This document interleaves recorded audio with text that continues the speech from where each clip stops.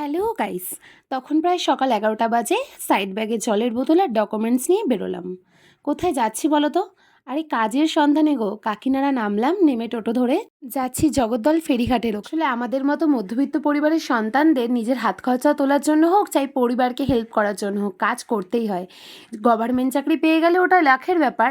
আর নয়তো নর্মাল কোনো প্রাইভেট অফিসে বা কোনো ছোটোখাটো ব্যবসা করে যেভাবে আর কি হাত খরচাটুকু তোলা যায়, শখটুকু মেটানো যায়, সেই চেষ্টাতেই সবাই লেগে থাকে, তার মধ্যে আমিও একজন।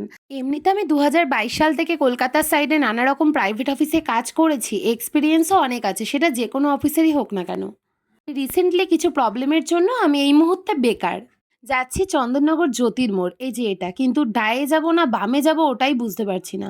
ও আচ্ছা আচ্ছা, কল করে গাইড করলো যে তোমার এখানে আসতে হবে। আমি চলে এসেছি এক্স্যাক্ট লোকেশন। এবার গাইস, সামনে দেখি সবাই ফোনই দেখছে, স্যার ম্যাডাম ইন্টারভিউর সব মেয়েগুলো, তাই আমিও আমার ফোনই দেখছি, কিন্তু কি দেখবো বুঝতে পারছি না, তাই ক্যামেরা খুলে বসে আছি। ইন্টারভিউ শেষ, আসার সময় মানকুণ্ডু স্টেশন হয়ে আসলাম, কারণ যাওয়ার সময় অনেক টাকা বেরিয়ে গেছিলো। ও টাকা বেরিয়ে গেছে, সেই টাকা দিয়ে ঘুগনি আর মুড়ি মিশাল কিনে খেয়ে নিয়েছি গাইস। আচ্ছা শোনো, ইন্টারভিউর ব্যাপারটা আমাকে কী সব ট্রেনিংয়ের ব্যাপারে তারা বোঝালো। এমনকি আমার এক্সপিরিয়েন্স অনুযায়ী স্যালারি অনেকটাই কম বলেছে, তাই আমার হয়তো ওখানে কাজ করা হবে না।